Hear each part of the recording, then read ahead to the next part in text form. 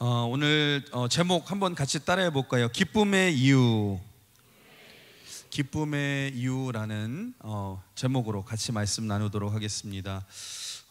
계속해서 우리 빌립보서의 말씀을 나누고 있고 이제 빌립보서 말씀의 막바지를 향해 가고 있는데요. 여러분, 빌립보서의 주제는 기쁨입니다. 기쁨 아시죠? 그러니까 옥중서심임에도 불구하고 감옥에서 쓴 성경임에도 불구하고 사도 바울은 계속해서 뭐라고 권면하고 있냐? 내가 기쁘니 너희들도 기뻐하라. 즉 신앙생활의 핵심이 기쁨이라는 것입니다. 그러니까 4장 우리 이 결론적인 장에서도 또 다시 한번 반복을 하죠. 우리 4절 읽어볼까요? 시작. 주 안에서 항상 기뻐하라. 내가 다시 말하노니 기뻐하라. 여러분, 그런데 이 사도 바울에서 말하는 핵심, 항상 기뻐하라라는 권면의 핵심이 뭔 줄 아십니까? 주 안에서 항상 기뻐하라는 것입니다. 그러니까 우리가 항상 기뻐할 수 있는 핵심에는 뭐가 있느냐?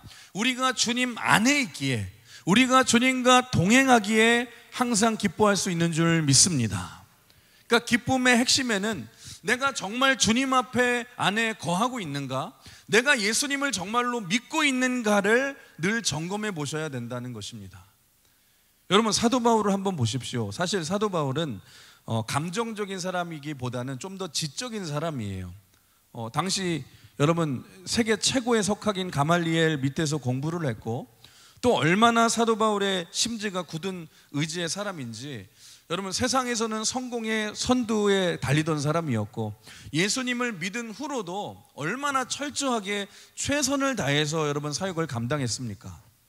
고린도후서 11장 같은 데 보시면 사도 바울이 얼마나 의지가 강한 사람인지를 알 수 있는데 우리 고린도후서 11장 23절 같이 읽어볼까요? 시작. 그들이 그리스도의 일꾼이냐 정신없는 말을 하거니와 나는 더욱 그러하도다. 지금 사도 바울이 이렇게 말하는 거예요. 너희가 그리스도의 일꾼이라고? 정신없는 말로 들릴 수 있겠지만 나는 더한, 더 100배나 더한 사람이야. 그러니까 어떻게 보면 교만하게 보일 정도로 나는 더한 예수 그리스도의 일꾼이라고 사도 바울이 말하고 있죠. 그러면서 내가 어떻게 살아왔는지에 대해서 그 다음에 얘기를 하고 있는데 우리 고린도서 11장 다음 절 23절 읽어볼까요? 시작. 내가 수고를 넘치도록 하고 옥에 갇히기도 더 많이 하고 매도 수없이 맞고 여러 번 죽을 뻔하였으니. 감옥에도 갇혀봤고 매도 수도 없이 맞았는데 어느 정도까지 맞았냐? 죽을 때까지 맞아봤다. 24절 그 다음 24절 뭐라고 그래요? 유대인들에게 40에 하나 감한 매를 5번이나 맞았다. 당시 매를 이제 때리다 보니까 권장을 치던지 뭐 매를 치다 보니까 보통 40대를 때리니까 사람이 죽더래요. 그러니까 40에서 하나 감한 매니까 39대를 5번이나 지금 맞았다는 거죠. 그러니까 사도 바울은 죽기 직전까지 5번이나 맞아봤다라는 것입니다. 여러분, 그럼에도 불구하고 이 사도 바울의 의지가 꺾였습니까? 안 꺾였습니까? 안 꺾였잖아요. 사도 바울은요, 여러분, 주님이 주신 복음을 위해 목숨을 걸고 생명을 걸고 뛰었던 불굴의 의지의 사나이입니다. 그러니까 예수님께서 자신에게 주신 이방인의 사도라는 이 귀한 사명을 감당하기 위해서 생명을 걸고 뛰었던 대단한 인물이에요. 근데 여러분 아시죠? 이렇게 의지가 강한 사람들, 센 사람들을 보시면 보통 감정의 영역이 굉장히 약하지 않습니까? 아니, 감정이 풍부한데 어떻게 굳건한 의지를 유지할 수 있겠습니까? 그럼에도 불구하고 사도 바울은 언제나 건강한 감정을 가지고 살았다는 거예요.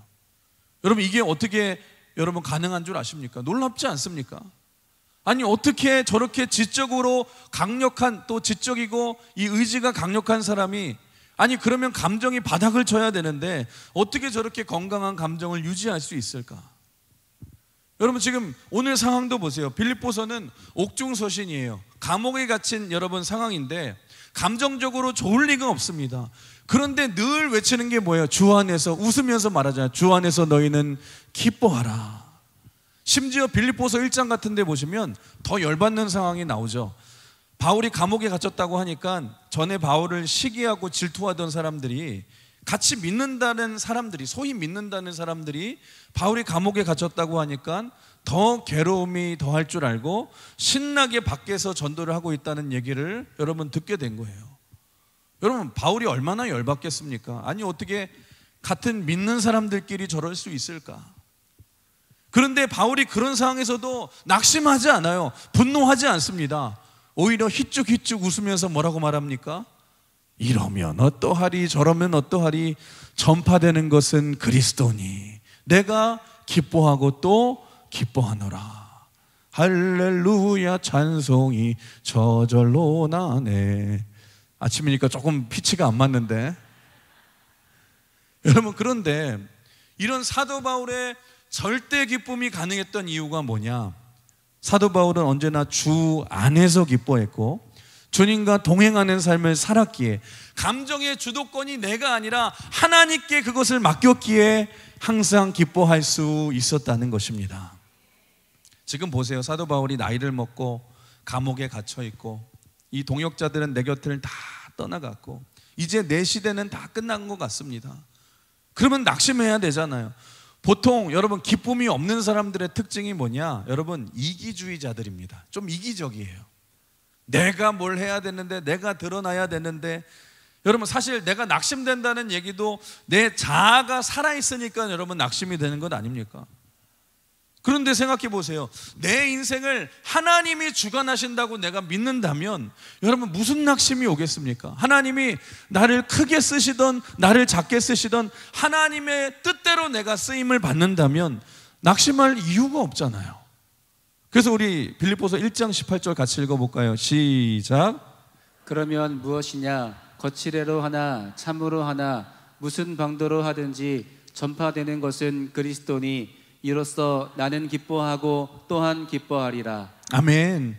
이게 사도 바울의 여러분 기쁨의 핵심이라는 것입니다. 감정의 주도권을 하나님께 맡기니까, 사도 바울이 주 안에 거하니까 어떤 상황 속에서도 크게 기뻐할 수 있지 않습니까? 사랑하는 성도 여러분, 잊지 마십시오.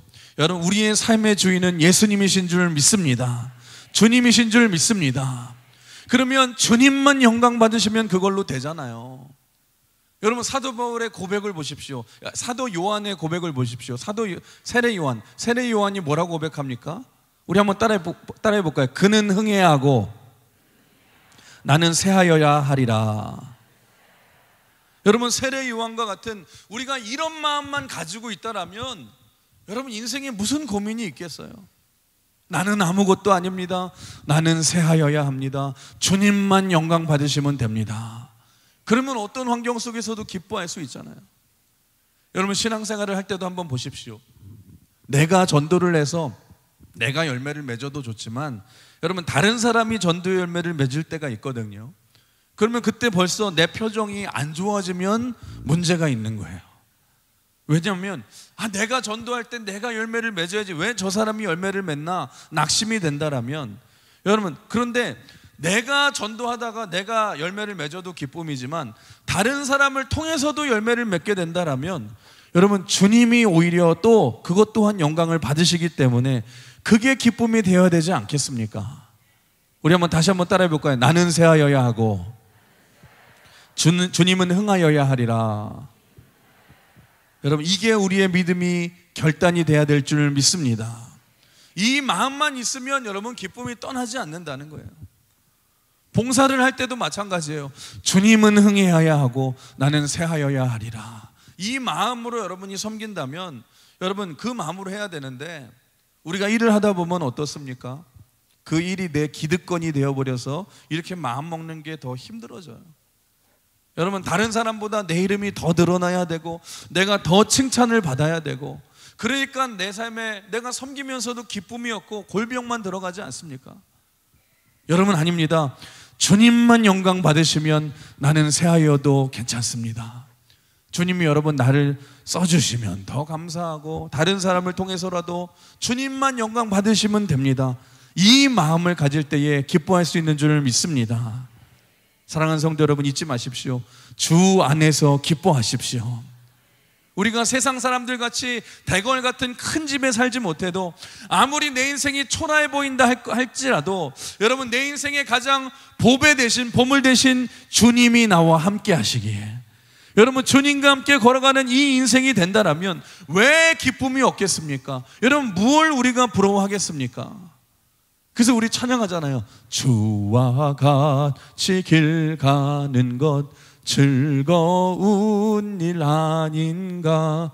우리 주님 걸어가신 발자취를 밟겠네. 한 걸음 한 걸음 누구랑? 주 예수와 함께. 여기까지 하겠습니다. 여러분 잊지 마세요. 그래서 가장 훌륭한 인격은 뭐냐? 기뻐하는 인격이에요. 여러분들이 자녀에게 줄 수 있는 최고의 선물이 뭔지 아십니까? 엄마 아빠가 기뻐하는 거예요. 우리 배우자에게 줄 수 있는 최고의 선물이 뭔 줄 아십니까? 남편이 기뻐하고 아내가 기뻐하는 것입니다. 그러면 가정에도 웃음이 넘칠 줄 믿습니다. 지금 사도 바울이 감옥에서 울상을 하면서 나는 죽지 못해 지금 살고 있습니다. 나는 슬프지만 여러분은 기뻐하십시오. 그런다면 여러분이 기뻐하시겠습니까? 아니 제가 목사인데 여러분 교회에 앉아서 맨날 아이고 죽겠습니다 죽겠습니다, 여러분 제가 힘들어서 죽지 못해 살고 있습니다, 내일 주님이 좀 오셨으면 좋겠어요. 저는 힘들고 슬프지만 여러분은 기뻐하십시오. 그러면 여러분 기뻐하시겠어요? 벌써 교회 옮길 고민하시지 않겠습니까? 여러분 잊지 마십시오. 좋은 리더가 되는 방법이 여기 있습니다. 여러분 주 안에서 기뻐하십시오. 다른 사람 원망하지 마시고 누구 때문에 힘들다고 슬프다고 하지 마시고 여러분 내가 기쁨이 사라지면 내 주변의 기쁨이 다 사라지는 거예요. 그런데 내가 기쁨이 없는 그 뿌리에는 내 감정의 주도권을 하나님께 맡기지 못한 불신앙이라는 것입니다. 여러분 아닙니다. 주님은 흥하여야 되고 나는 쇠하여야 되리라. 여러분 나 같은 죄인 살리신 주님의 은혜를 붙든다면 그게 왜 어렵겠습니까?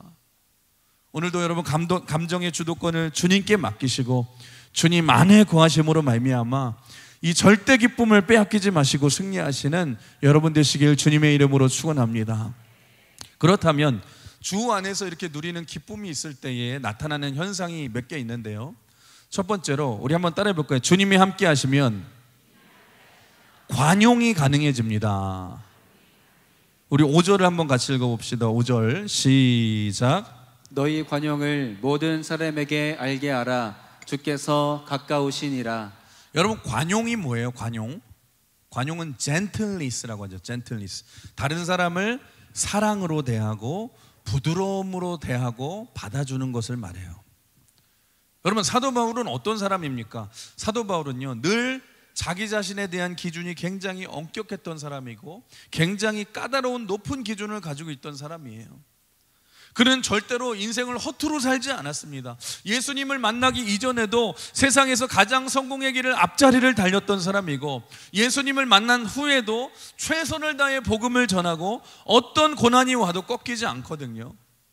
여러분 이런 사람이 제일 하기 어려운 이 성품 중에 가지기 어려운 성품 중에 하나가 뭐예요? 관용 아닙니까?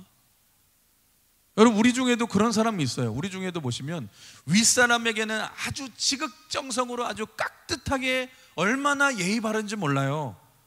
근데 여러분 저는요 그런 사람이 더 무서워요. 왜 그런 줄 아세요? 저 사람 밑에 들어가면 얼마나 힘들까.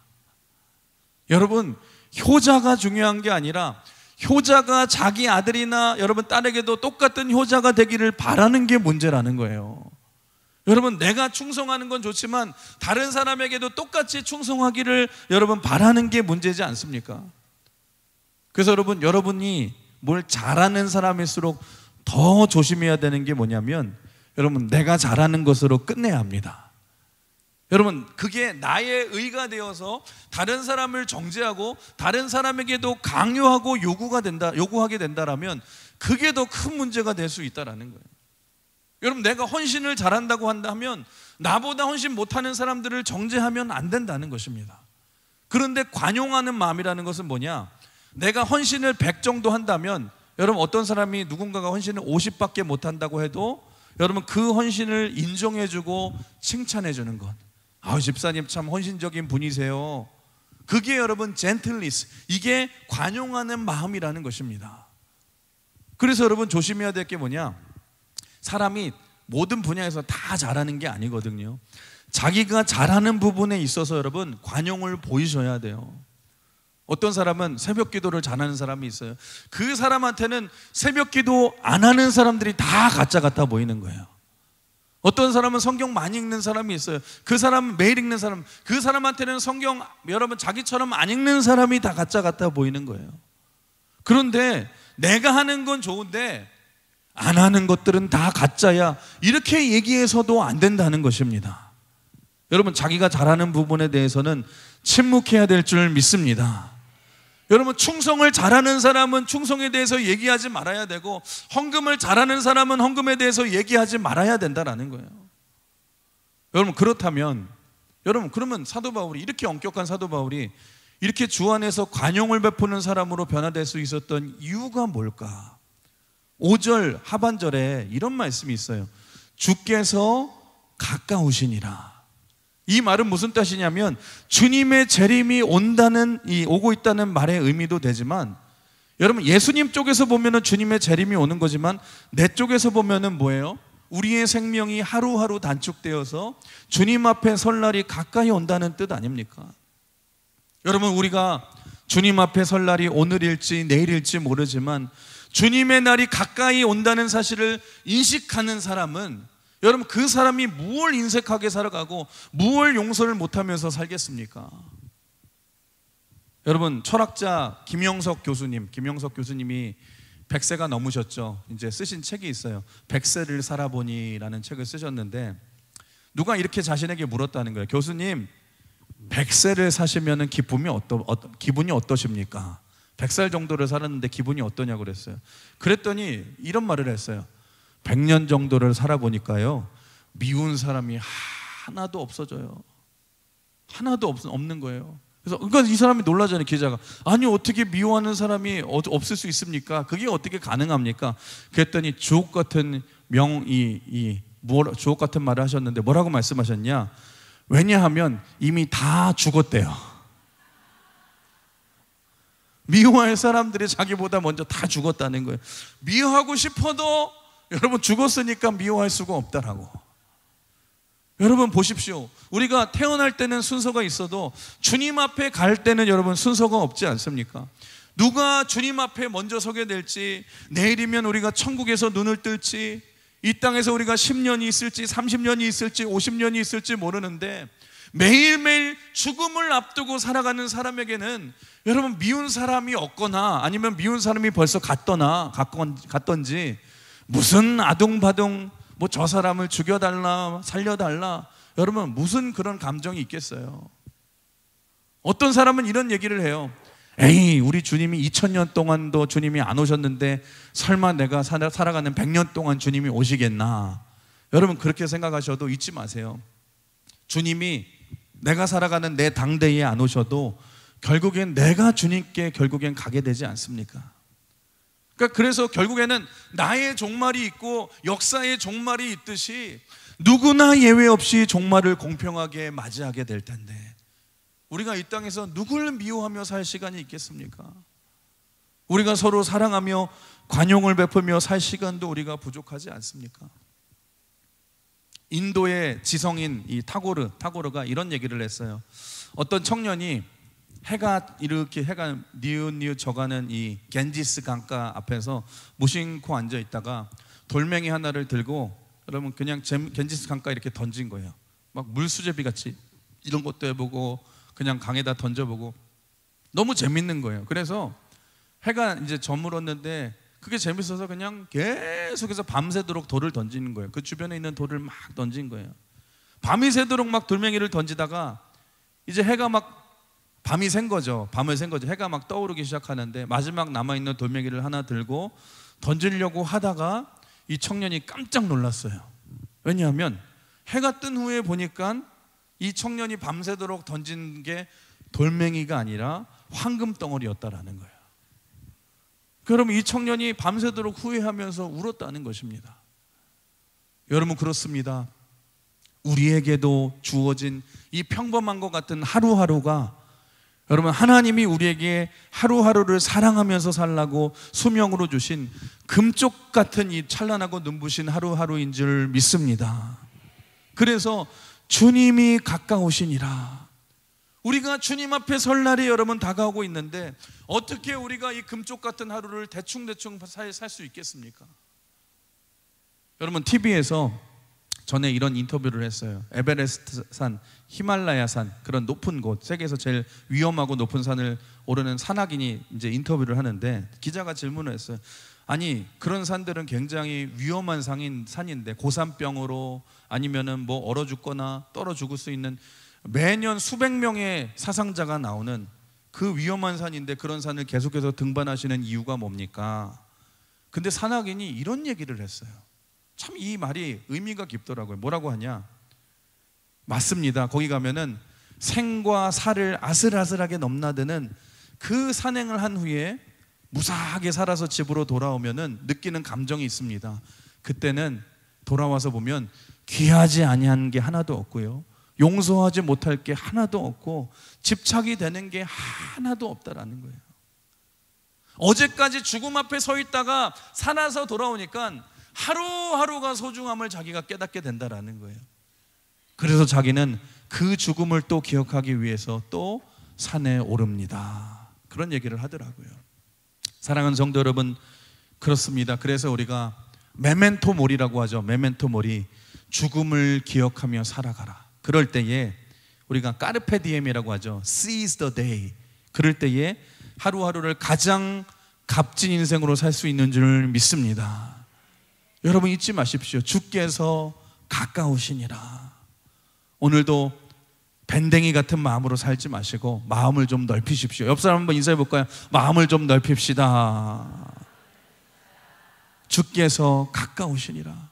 우리가 주님 앞에 설 날이 하루하루 다가옴을 여러분 기억하시면서 하루하루를 여러분 소중히 살아가시고 다른 사람들을 사랑과 간영으로 대할 때에 우리가 주 안에서 기쁨이 넘치는 삶이 될 줄 믿습니다. 오늘도 그런 인생으로 승리하시길 주님의 이름으로 축원합니다. 마지막으로 주 안에서 기쁨이 있을 때에 주님이 함께 하실 때 나타나는 현상이 뭐냐? 염려 대신 기도함으로 참 평안을 누리는 인생이 된다라는 것입니다. 우리 한번 6절 7절 같이 읽어볼까요? 6절 7절 시작. 아무것도 염려하지 말고 다만 모든 일에 기도와 간구로 너희 구할 것을 감사함으로 하나님께 아뢰라. 그리하면 모든 지각에 뛰어난 하나님의 평강이 그리스도 예수 안에서 너희 마음과 생각을 지키시리라. 아멘. 여러분 우리가 살아가면서 인생을 살아가면서 가장 만나는 큰 싸움은 뭐냐? 외부적인 문제가 아니에요. 사실은 마음의 문제예요. 내부적인 문제인데 우리의 내면 깊은 곳을 들여다보면은요, 늘 여러분 우리의 문제가 뭐냐? 염려가 우리 안에 사로잡고 있는 거예요. 지금도 많은 사람들이 여러분 많은 것을 염려하고 살아가지 않습니까? 아, 내가 세상에서 실패하지 않을까? 내가 뭐 직장에서 해고당하지 않을까? 내가 병에 걸리지 않을까? 우리 자녀들이 잘못되지 않을까? 온갖 염려들이 우리 안에 있지 않습니까? 많은 사람들이 여러분 이 염려의 문제가 환경의 문제 때문에, 환경 때문에 염려가 온다라고 생각하는데 아닙니다. 실제로 여러분 염려의 문제는 마음의 문제거든요. 여러분 실제로 우리가 살아가는 삶을 보십시오. 여러분 우리가 생각하기에는 그렇게 생각해요. 그 문제가 해결되면 내 마음의 염려가 사라질 거야. 근데 인생 살아보십시오. 여러분 돈 문제 때문에 염려하다가 돈 문제 사라지면은요, 자식 문제가 생기고요, 자식 문제 끝나면은요, 여러분 여러분 건강 문제가 생기고요, 여러분 염려 후에 또 다른 염려, 또 다른 염려는 끊임없이 우리에게 밀려오지 않습니까? 결국 문제는 뭐냐? 문제가 가득한 이 세상에서 믿음으로 승리하기 위해서는요, 환경이 아니라 마음을 잘 다스리는 것이 중요하다라는 것입니다. 예수님이 뭐라고 말씀하십니까? 너희는 목숨을 위하여 무엇을 먹을까? 무엇을 마실까? 몸을 위하여 무엇을 입을까? 염려하지 말라.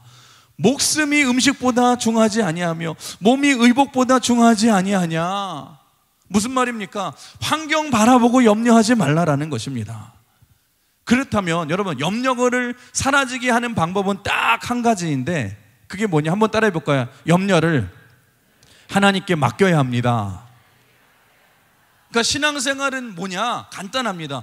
염려가 올 때마다 하나님께 맡겨야 되는데, 그러면 여러분, 하나님께 맡긴다고 하는데 어떻게 해야지 염려를 하나님께 맡길 수 있습니까? 아니, 우리 하나님이 전지하신 하나님, 모든 것을 다 아시는 하나님이어서 내가 가만히 앉아 있어도 하나님이 다 알아서 해주시는 거예요? 여러분, 아닙니다. 여러분, 신앙생활은 뭐냐? 여러분, 믿음은 염려도 하나님께 맡겨야 되는데 맡기는 방법이 뭐예요? 여러분, 한번 따라해 볼까요? 염려가 올 때마다 기도해야 합니다. 여러분, 그렇습니다. 어떻게 하나님께 염려를 맡기는 거냐? 기도로 맡겨야 될 줄 믿습니다. 그래서 고린도후서 1장 10절 한번 같이 읽어볼까요? 시작. 그가 이같이 큰 사망에서 우리를 건지셨고 또 건지실 것이며 이후에도 건지시기를 그에게 바라노라. 여기 보시면 하나님께서 우리의 삶을 인도하시는데 지금 뭐라고 그래요? 과거에도 인도하시고 현재에도 인도하시고 미래에도 우리를 인도하시고 도와주실 줄 믿습니다. 이게 하나님의 약속이에요. 그런데 이렇게 약속해 주셨음에도 불구하고 우리의 삶에 염려가 가득하다는 말은 무슨 말이에요? 우리 안에 하나님에 대한 믿음이 없다라는 거예요. 여러분, 내 삶에 염려가 가득하다는 것은 뭐냐? 내가 지금 믿음이 많이 약해지고 믿음이 없다라는 증거라는 것입니다. 여러분, 그래서 염려의 반대말은 염려하지 않는 게 아니에요. 여러분, 염려의 반대말은 뭐냐? 기도하는 거예요. 염려하고 동의어는 내가 기도하지 않는 거예요. 예수님이 이렇게 말씀하시지. 마태복음 6장 25절 읽어볼까요? 시작. 그러므로 내가 너희에게 이르노니 목숨을 위하여 무엇을 먹을까 무엇을 마실까 몸을 위하여 무엇을 입을까 염려하지 말라. 예수님은 여러분, 염려하지 마시기를 바랍니다 권면하는 수준이 아니에요. 뭐라고 말씀하시냐? 명령입니다. 너희는 염려하지 말라. 염려하지 말라라고 말씀하세요. 여러분, 염려하지 말고 뭘 해야 된다고 말합니까? 여러분, 염려하지 말고 기도할 때 하나님이 지켜주신다는 거예요. 오늘 본문 6절 우리 다시 한번 읽어볼까요? 그래서 시작. 아무것도 염려하지 말고 오직 모든 일에 기도와 간구로 너희 구할 것을 감사함으로 하나님께 아뢰라. 아무것도 염려하지 말고 모든 일이래요. 큰 일만 기도하는 것이 아니라 작은 일까지도 모든 일에 다 기도와 간구로 구하라고 말합니다. 여러분, 그렇습니다. 믿음이 없으십니까? 하나님께 구하십시오. 믿음도 주실 줄 믿습니다. 염려하지 말고 하나님께 구할 때에 하나님이 응답해 주신다는 거예요. 마귀는 우리를 어떻게 속이냐? 아이, 기도한다고 뭐가 해결돼? 돈이 있어야지 되지. 돈이 최고지. 마귀는 우리에게 그렇게 얘기해요. 근데 여러분, 정말 그렇습니까? 돈이 우리의 모든 문제를 해결해 줍니까? 돈이 물론 중요해요. 돈은 우리에게 기회를 줘요. 기회를 줄 수는 있지만 여러분, 돈으로 가장 중요한 생명을 살 수 있습니까?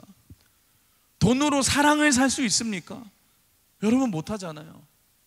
인생에서 여러분, 가장 중요한 것들은 사실 돈으로 할 수 없는 문제들 아닙니까?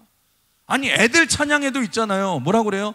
돈으로도 못 가요. 어디 못 가요? 하나님 나라. 여러분, 힘으로도 못 가요. 하나님 나라. 믿음으로 가는 거래요. 아니, 돈이 우리의 생명과 구원의 문제도 해결해 줄 수 없잖아요.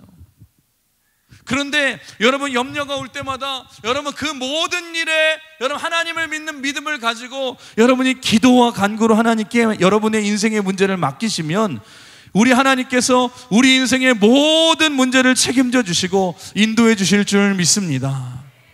여러분은 어떠하십니까? 지금 여러분의 마음이 염려로 가득 차 계십니까? 내가 염려로 가득 차 있다는 것은 무슨 뜻이냐? 곧 내 삶에 기도가 사라졌다는 말과 같은 말이에요. 내 삶에 은혜가 식어 있고 기도가 사라졌다는 말이에요. 여러분, 잊지 마십시오. 기도의 자리를 떠나면 염려가 찾아오고요, 낙심이 찾아온다라는 것입니다. 그래서 신앙생활을 하면서 참 신기한 게 뭐냐? 성도들이 그래요. 문제가 생기면은요, 급하니까 제일 먼저 기도의 자리를 회복해요. 기도의 자리에 와서 막 살려달라고 기도하다가 하나님이 해결해 주시면 제일 먼저 떠나는 게 기도의 자리입니다. 근데 여러분 한번 생각해 보세요. 논리적으로 생각해 보세요. 기도에서 기적을 체험하고 기도에서 응답을 얻었으면 계속 기도의 자리에 있으면 승리의 삶을 살아갈 것 아닙니까? 그런데 문제는 뭐냐? 기적과 승리를 체험하면 제일 먼저 떠나는 자리가 뭐냐? 기도의 자리를 떠난다는 거예요. 그리고서는 우리의 삶의 은혜가 계속해서 지속될 것이라고 착각하며 살아가요. 그렇지 않습니다. 여러분 잊지 마십시오. 우리의 삶의 모든 승리는 결국 전능하신 하나님과 연결돼야 될 줄 믿습니다. 여러분 어떻게 연결될 수 있어요? 여러분 기도로 연결시켜야 된다라는 거예요. 여러분 기도해야지 하나님이 일하실 줄 믿습니다. 기도해야지 여러분 기적을 체험할 줄 믿습니다. 기도해야지 하나님이 인도해 주실 줄 믿습니다. 염려하지 말고 기도하십시오. 그렇게 기도할 때 어떤 일이 벌어지냐? 7절 읽어볼까요? 7절 시작. 그리하면 모든 지각에 뛰어난 하나님의 평강이 그리스도 예수 안에서 너희 마음과 생각을 지키시리라. 아멘. 여러분 정말 믿으십니까? 저도 그래요. 여러분 목회를 하다 보면은 이 문제 저 문제 여러분 내 힘으로 감당하지 못할 것 같은 순간이 순간순간 자주자주 찾아옵니다. 그러면 신기해요. 여러분 그때 하나님께 기도하기 시작하면은요 이상하게 문제가 여러분 술술술술 풀리기 시작하는데 신기한 것은 내가 생각했던 생각으로 풀리진 않습니다. 여러분 하나님의 방법으로 생각지도 못한 방법으로 풀어주실 때도 많고요. 여러분 합력하여 선을 이루심을 제가 늘 체험하게 돼요. 그때마다 드는 생각이 뭔 줄 아십니까? 하나님이 도와주시지 않으면 절대로 내가 이 목회도 할 수 없겠구나. 여러분은 어떠하십니까? 여러분 염려만 하지 마시고 고민만 하지 마시고 기도한다고 말만 하지 마시고 여러분 기도해 보시길 주님의 이름으로 축원합니다. 그러면 염려가 떠나가고 하나님의 평강으로 마음과 생각을 지켜주실 줄 믿습니다. 그런데 요 한 가지만 말씀드리고 싶어요. 기도할 때 이거 한 가지는 여러분 꼭 명심하셨으면 좋겠어요. 그게 뭐냐? 기도라는 것은 뭐냐? 다른 사람에게 부탁하기 이전에 내가 먼저 기도를 해야 된다는 거예요. 여러분 많은 사람들이 기도라는 것을 그렇게 생각해요. 마치 자판기와 같이 우리가 동전을 넣으면은 여러분 음료수가 나오듯이 하나님께 조르고 여러분 문제 생길 때마다 뭐 하면은 하나님이 응답을 주신다고 생각하는데 여러분 그게 기도가 아니에요. 기도의 핵심이자 원리가 뭐냐? 여러분 하나님과의 관계입니다. 기도의 핵심은 하나님과의 관계예요. 우리가 하나님을 아버지라고 부르는 아버지와 자녀의 친밀한 관계에서 우리가 때로는 기도할 때 하나님이 사랑하는 자녀에게 응답을 주듯이 여러분 기도의 핵심은 뭐냐? 하나님과의 관계라는 거예요. 그래서 기도는 뭐예요? 여러분 하나님 앞에 계속해서 관계를 쌓고 하나님과 친밀하게 교제하고 내가 기도를 해야죠. 내가 기도해야죠. 남에게 기도를 여러분 부탁하기 이전에 내가 먼저 스스로 기도해야 될 줄 믿습니다. 하나님과의 친밀한 관계 속으로 들어가서 그 친밀함을 경험하셔야 돼요. 주님이 내 삶의 주인 되심을 여러분들이 체험하셔야 돼요. 그러면 염려가 올 때마다 우리가 아버지께 기도하고 나아가면 우리의 마음과 생각을 지켜주시는 하나님의 은혜를 날마다 체험하며 누리게 될 줄 믿습니다. 그게 사도 바울이 날마다 그 고난 중에서도 염려하지 않고 기도로 승리했던 이유라는 거예요. 우리 한번 따라해볼까요? 염려하지 말고 기도합시다. 옆 사람 인사해 봅시다. 염려하지 말고 기도합시다. 오늘도 삶의 여러분 염려의 순간순간마다 하나님께 구하시고 기도하심으로 말미암아 여러분의 삶에 참 평안과 기쁨을 누리며 승리하시길 주님의 이름으로 축원합니다. 오늘 말씀을 정리하겠습니다. 사랑하는 성도 여러분, 이 말씀 하고 마칠 텐데 찬양 중에 그런 찬양이 있어요. 예수 늘 함께 하시네 라는 찬양이 있어요. 고단한 인생길 힘겨운 하루도 예수 내 마음 아시네.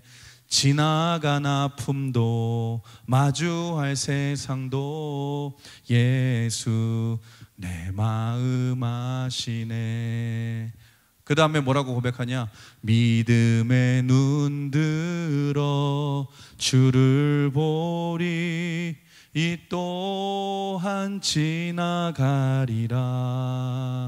주어진 내 삶의 시간 속에 주의 뜻 알게 하소서. 이런 찬양이 있는데 이 찬양을 만든 사람이 누구냐?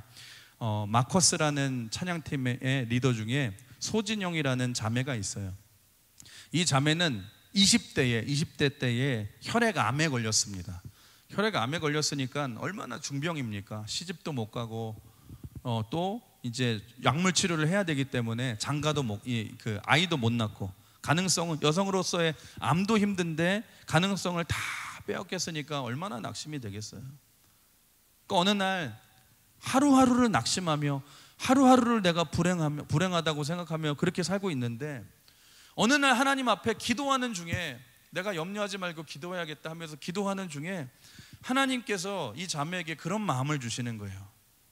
그렇지, 하나님이 내게 주신 생명은 오늘 있다가도 들풀처럼 내일 없어지고 내일 내가 주님 앞에 설 수 있는데, 내가 하루하루를 이렇게 염려하면서 나을 것만 기다리지 말고 이 금쪽 같은 하루하루를 내가 하루를 살아도 내가 기쁨으로 살아야겠다. 그 마음을 가지고 쓴 가사가 2절입니다. 하루를 살아도 기쁨으로 살리 예수 늘 함께 하시네. 내가 하루를 살아도 기쁨으로 살아야겠다. 후회도 염려도 온전히 맡기리 예수 늘 함께 하시네. 여러분, 이렇게 염려 대신 기도하며 주님께 맡기며 매일매일 찬양하며 기도하는 삶을 살아가니까 여러분, 주님이 기적을 일으켜 주셔서 이 자매가 여러분 나중에 결혼도 했고, 여러분 약물 치료도 다 이겨내고 임신도 하고 애도 한 명 낳았고요.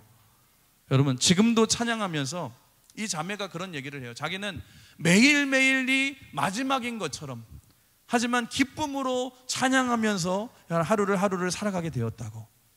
왜 그런 줄 아십니까? 여러분, 하루를 살아도 내가 기쁨으로 살리. 왜냐하면 예수님이 지금도 나와 함께 하시기에, 내가 주 안에 있기에, 주 안에 거하기에. 여러분, 이게 바로 사도 바울의 기뻐하라는 고백 아닙니까? 사랑하는 성도 여러분, 그렇습니다. 근심과 염려와 한숨이 가득한 우리 인생길에서 그럼에도 불구하고 우리가 항상 기뻐할 수 있는 이유는 딱 한 가지밖에 없습니다. 지금도 우리가 주 안에 있기 때문이고 주님이 우리와 함께 하시기 때문인 줄 믿습니다. 여러분, 잊지 마세요. 매일매일 우리의 하루하루가 하나님이 주시는 찬란한 여러분 선물임을 기억하시면서, 날마다 우리가 여러분 날마다 주님 앞에 설 날이 하루하루 가까이 옴을 기억하시면서, 오늘도 여러분 미워하고 여러분 누굴 시기할 시간이 어디 있습니까?